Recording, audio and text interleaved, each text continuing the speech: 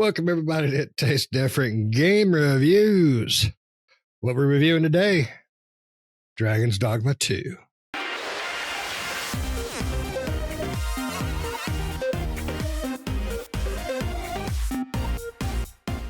All right, Dragon's Dogma 2 is a sequel to the 2012 Dragon's Dogma, hence the 2. Dragon's Dogma 2 is a 2024 action role-playing video game developed by and published by Capcom, the sequel to Dragon's Dogma. This game was released on PlayStation 5, Windows, Xbox Series X, S. It's pretty much everywhere. It is a single-player game with some online functionality, I guess you would say. Like I said, it's developed by Capcom, published by Capcom, and let's dive in. All right. So I, just as a side note, I was a huge fan of the original. It really caught us off guard. Me and Nick, we played it at the same time. Pat never played the original, if I remember correctly. And Pat was missing out. So I tried to encourage Pat to play the original before it was released. The sequel was released. Pat is a graphics snob, so he couldn't do 360 era graphics. And it's okay, I understand. But if you have a chance, go back and play that one, because it is a fantastic game. And they came out with a expansion to it called The Dark Arisen, which I really liked as well. So it doesn't have all the same gameplay and functionality as this one, but it's still a great game. So, all right, now that that's out of the dirty way, we're going to run straight to Pat, because Pat has pretty much lived and breathed this game since it's released.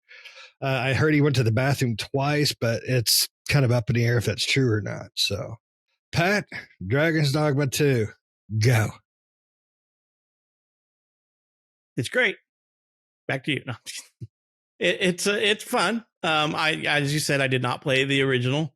By the time I found out about this game and looked at it, I'm like, it looks too dated for me.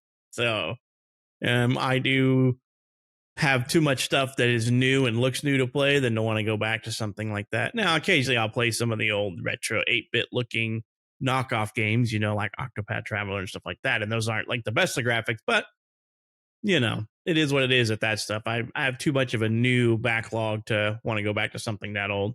But there's not really a whole lot that I can say negative about this game. It's a really good RPG. I spend most of my time exploring rather than doing the main quest and running into side quests and going off and trying to open up all the map and stuff like that. I can't rely on my buddies. They're too big of slackers, so I couldn't use their pawns, So, but they get the benefit of using my high-level pawn for free if they wanted to, So bonus to them, but sucks to me. I got to pay for my pawns. But, it's a really good game. I mean, it's got interesting concepts. At first, I didn't know how I was going to feel about the no fast travel, but there is fast travel, which is kind of weird because they essentially said there's no fast travel in the game. And there is fast travel. There's a couple of different ways of fast traveling in this game that you really just learn as you go in and play. There are microtransactions, but there are no microtransactions in the game. It's a really odd thing to say. Like, all the microtransactions are at the Microsoft storefront. So if you want to buy some of those items that are part of the microtransaction, you got to go to the Microsoft storefront. But there's no in-game pop-ups going, hey, buy this. And the microtransactions seem stupid and silly anyway, because they're all for items that you can obtain in-game very easily. So I don't get the microtransactions for this game. I don't get microtransactions in a single-player game in general. No, it makes sense. But, it's definitely been a fun game. I mean, I can't.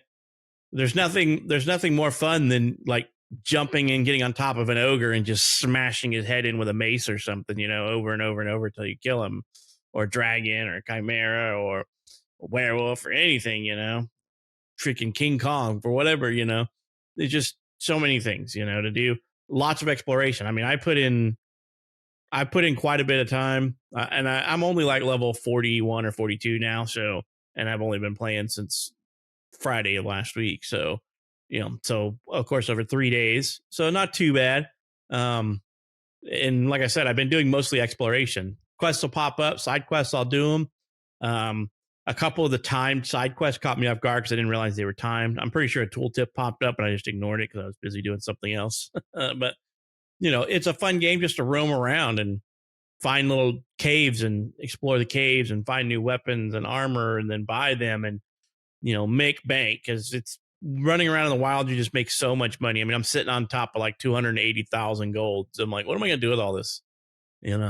Um, but you get, it's just like any RPG. You find weapons and armor that you like. You can put weapons and armor on your pawn. You can even put weapons and armor on other people's pawns. And I've done it. I'll borrow somebody's pawn and I'll be like, ooh, that's a crappy dagger set. Look at this dagger set. And I'll just give it to them. I'm like, I'm not going to do anything but sell it for more gold that I have no use for right now. Right. So I just outfit other people's pawns. I'm like, this would be good for that pawn.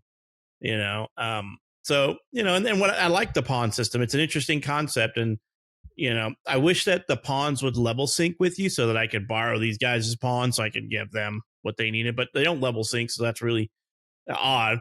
But, you borrow pawns, have a party up to 4 players, or 4 people, which is you, your pawn plus 2 more.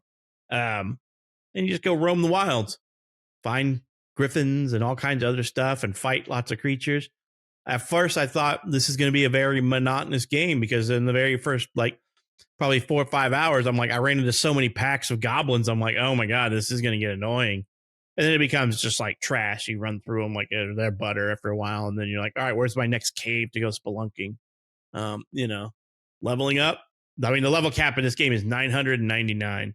So I don't think we're going to be there anytime soon, but it's got New Game Plus, so it's got a lot of everything. I think it's going to be a huge time sink. And I wish I just had more time.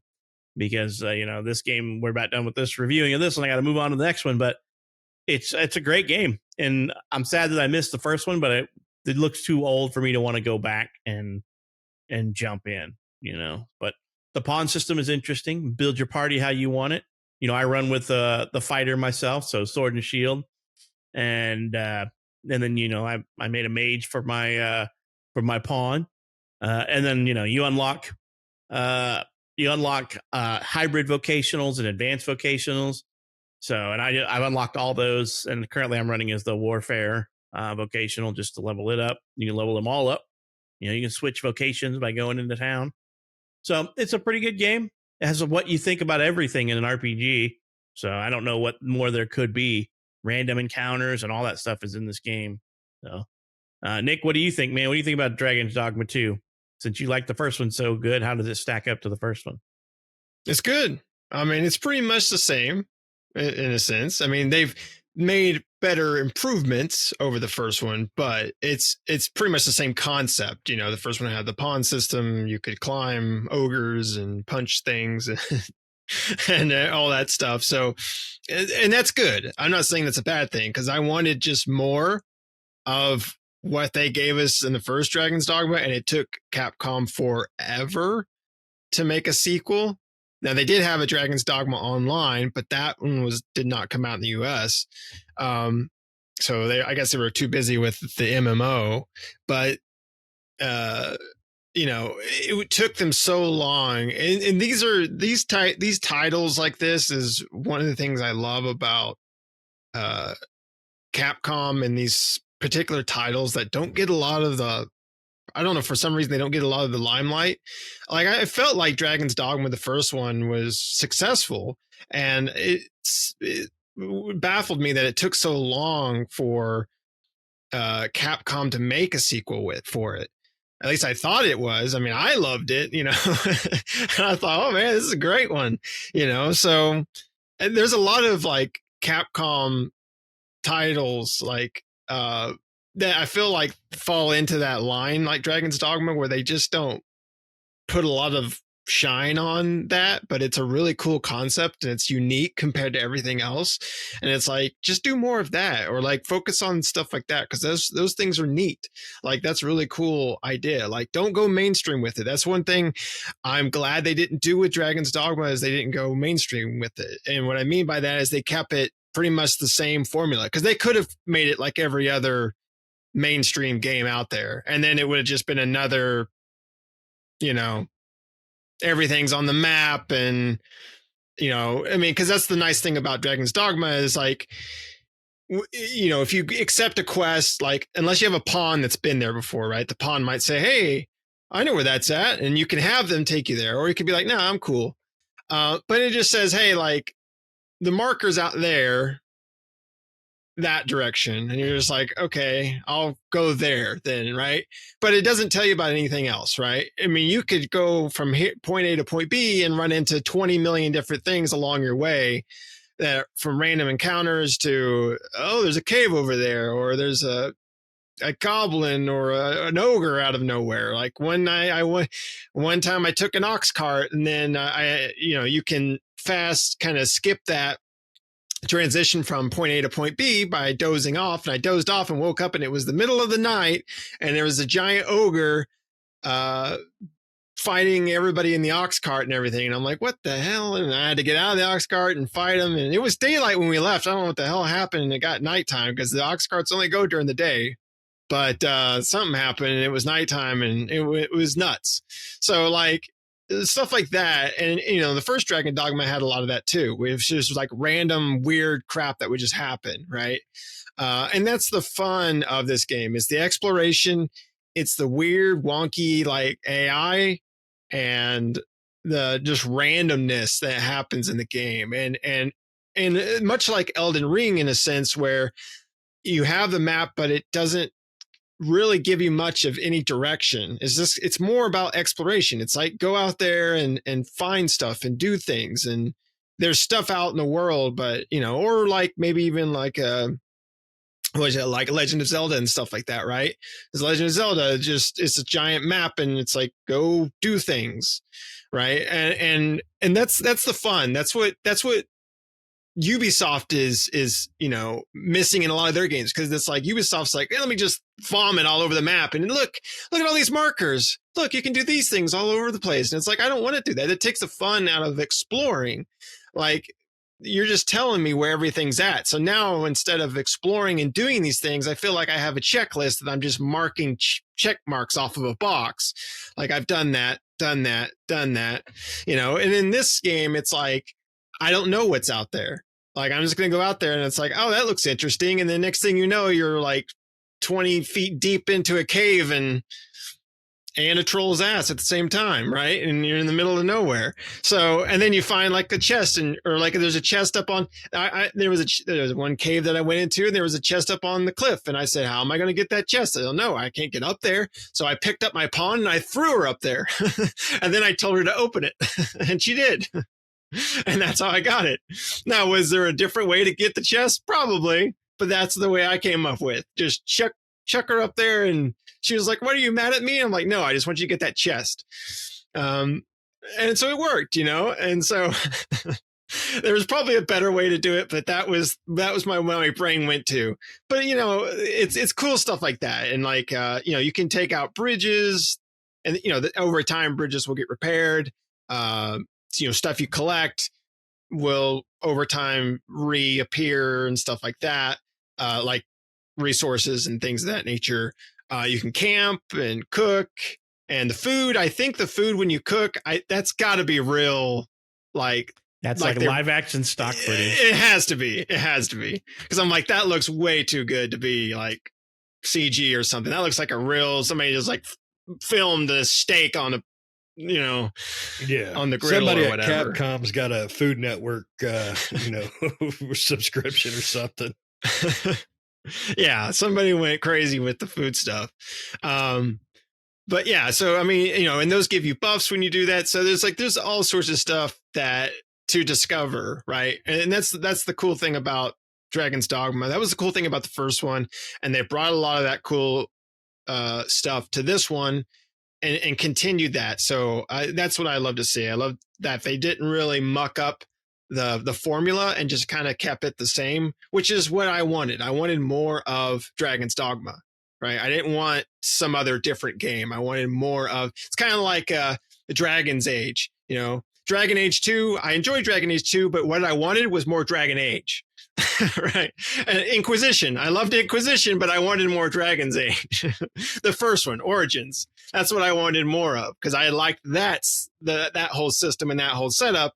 Whereas 2 was all right, and then Inquisition I think was better than 2, but it still didn't match up to Origins. So fourth time's the charm maybe with Dragon's Age, but Dragon's Dogma, it knocks it out of the park. It may not be a game for everybody, but if you're looking for a deep adventure with a lot of exploration and just, letting you freely go and do whatever you want to and just explore and be a part of this medieval world, then it's a perfect game for that. Shane, what about you, buddy? I got nothing to say. You guys took all the good stuff, you bastards. No, I was a huge fan of this, and I loved the Dark Arisen. I played back through when it came out, which was basically it was the DLC plus the original game. So I replayed through it, and it might still be available on Game Pass. I can't remember, but this is exactly what Nick said. This is a game of exploration. This is a game of not doing what everybody else is doing. That's probably my favorite part because what they are doing to me is original. It's fun. One of my biggest complaints about Final Fantasy VII was when you got in the open world stuff for Rebirth, all the crap was on the map. I exploring. That was the best part, Yeah. Oh, there's a little patch of trees over there. You go over there. Oh my God, look at this. I found a marble or whatever. I loved that. And I love it in this game because this game, it does show you a few things here and there on the map. Well, when you discover a treasure chest or something like that, it'll stay up on the map. But it's just so well done because it's not following a bunch of other crap and a bunch of other trends. It's just doing its thing, and it does it well. It is not a perfect game. I ran with Pat's pawn. Pat got a little bit of a head start on us, so I ran with Pat's pawn. And then every time you go to the end, head start, whatever. You upgrade. You get the upgraded version of Pat's pawn. So every time I stayed an end, she'd come back a little more stronger, more spells, things like that. I never could find Nyx. Never could. I tried finding it with a friend. I tried phoning home. I tried the pawn ID that they give you. Never could find it. So that is my biggest complaint about on PlayStation. That's why. Oh, could have. But no, that was probably my biggest complaint. Like Pat, when I had 20 hours, 25 hours into the game, I only had about 2 hours of story, maybe 3. Of mission stuff from the main story. The rest of it was me wandering around. And I sent a message out to these guys. Hey, did you find this area? And Pat's like, no. So I sent him a picture of it, and I'm pretty sure you hightailed it out there. This game has got so much going for it. It is not perfect. It's 30 frames a second, which everybody's complaining about. I would feel better with 60 a minimum, but it plays fine. The game is not super fast.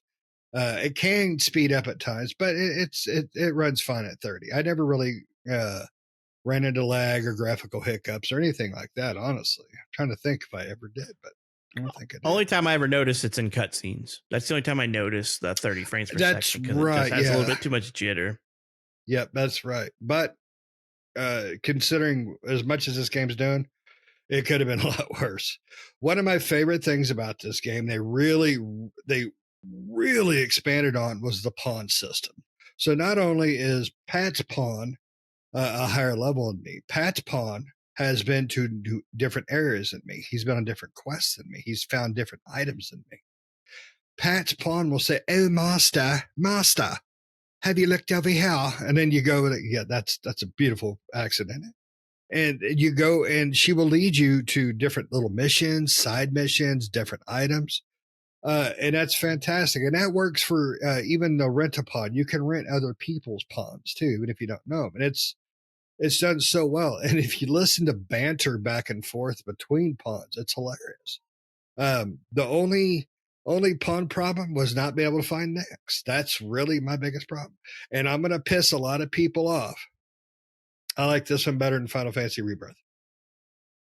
I'm going to put this in my own personal game of the year. This is my first one of the year that I think deserves a game of the year award. So, yes. I would agree with you. I like it better than Rebirth. Yeah. Nick, you agree, right? You agree, right? You That's agree, better. right? Well, I don't know. They're both different. You agree, right? They're different. Yeah, one's better and one's not. No, this game is not going to be everybody's cup of tea, though. That's one thing I believe Nick mentioned, and he's probably right, because it has a little bit more old school feel to it, with a lot of new school things that only Capcom really is doing, I think, unless it's in something I haven't played. So it may not be for everybody. But I think it's a fantastic game, and I think Capcom has really nailed it. Pat, was wanting co-op, and I can see how co-op could be really fun. But I also understand why Capcom didn't do that, because it's you don't want to get, because when these two knuckleheads and I get together, we kind of forget what the hell's going on. And we're just doing all sorts of things in the games that we play. So, but it's a neither here nor there. I think it would have been great with co-op. I think the pawn system works great as well, because when you drag Pat's pawn, who was like 5-6 levels ahead of me when I first pulled him up, man, I was like, give me some electric arrow, and it was great. So I love the game. I don't have any true complaints about it, except for I had issues with pulling up Nick's pawn, but it doesn't kill it by any means. So it's a great game, just truly a splendid game. And I was very worried that Capcom was going to choke this. They were going to like Resident Evil 6 this damn thing or something, and it was just going to be a horrific turd. But they did a great job. So now they just need to patch it and give me 60 frames a second. And I need to want go co-op. to I want co-op. I don't think that's going to happen either. I don't know why, because I just look under friends list. There must be something weird. Yeah, with you guys. I found all your guys' pawns too. No problem. Yeah. I think you're just hiding. Even I think Russ's pawn. See, I never found Russ's pawn, but I had for it. I didn't look for it. Russ just blocked me. I forgot he was playing. No, I didn't realize. There was a level 2 pawn. I don't know if it was his or not, but I assume so, because I found Shane's and I found yours, and then it was another pawn. So unless it's another person on my friends list or something, that might be a possibility. I just assumed it was Russ's, because Russ had said something about playing it. But either way, I found out everybody's pawns. I don't know why you couldn't find mine. That's weird. You wasn't looking. He was just. Why would I not look? I don't want to have to spend money to get another pawn. But that's one thing I really like, is if you think about your play styles, you can look at the pawns in the portal and get a sense of how those pawns play and their abilities and things like that. So you can really formulate a nice team. I ran with the same group for quite a while. Pat's character, and then one I rented, and then mine. And it worked out really well. So just a great I run the same party makeup every time. Yeah, I run the same party. I run my fighter. No, I swap them out once I complete their quest. So I always look for pawns with quests. And I complete the pawn quest. So I run with my mage, who I've decked out as a healer, who has the electrical imbuement that she'll imbue your stuff with electricity. So, and then I run with a sorceress, a specific ice sorceress, so they can freeze stuff. And then I run with an archer, so that for the range. So all the range is covered. And I just run in like a freaking brick. I get thrown in there like a brick. Yeah. And just stab everything while they melt it down while it's beating the crap out of me. So. Oh yeah, Pat's technically Nick's the Leroy Jenkins of the group, but I can definitely see Pat running in. This game, I run the cannonball. What class are you running, Nick? What vocation are you running? Archer. Archer. Yeah. And So that's you what and I'm Shane are running. both running Archer? Yeah. And Yeah. my pawn is a mage. Or excuse me, a fighter. Yeah, see, I just run the fighter. It's fun just to run up there and jump on top of a freaking ogre or dragon or something and just take your sword and like constantly in its head and it just dies. Yeah. And that's one thing that kind of reminds me. There's some really fun moments that can happen in this game. Just randomly funny damn moments. I was fighting an ogre and I was on top of a little mountainside with this little lip ledge coming out. And I'm just this Cyclops popping him with arrows. Well, he starts running off that way. And my pawns all go after him. And next thing I know, here comes these two ogre feet flying at me across the damn screen, drop kicks me across the map and killed me. It was freaking hilarious because I've seen him do that while you're fighting him, but never, half a mile down the road. It was goddamn hilarious. It pissed me off when I died, but it was still funny as crap. Yeah, like I rode a golem off into the briny deep because the golem decided to take a leap off a ledge one time while I was on top of him, stabbing at him, and I'm like, why? So he took me into the briny deep with him, and so I didn't get the loot from him, and I was mad about that. I was fighting a dragon one time that shook me off in the volcano, and I'm like, well, dang it. So, yeah. Yep, this game has moments to it that are just great. This game is definitely a surprise for me because I was concerned it was going to get sequel bombed, and like Nick said, they were going to do things to it they just did not need to do, and they didn't, and it's great for that. So if you like a good RPG with a good story. And I don't mean a perfect story. Don't get me wrong. It's not in the levels of Final Fantasy storyline, but it's a good story.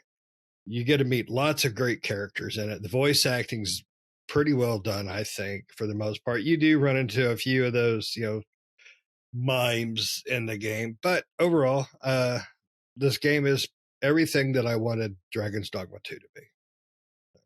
You guys got anything else? All right. Well, thank you for watching and listening till the end. Tell us what you think. Did you play Dragon's Dogma 1? Did you do the Dark Arisen? Did you enjoy it? Did you hate it? What did you and did you not like about it? Like I said, this game is not in everybody's wheelhouse. And that's perfectly fine. But let us know what you think about it, and let us know what you think about the sequel if you've played it yet. Give us that feedback.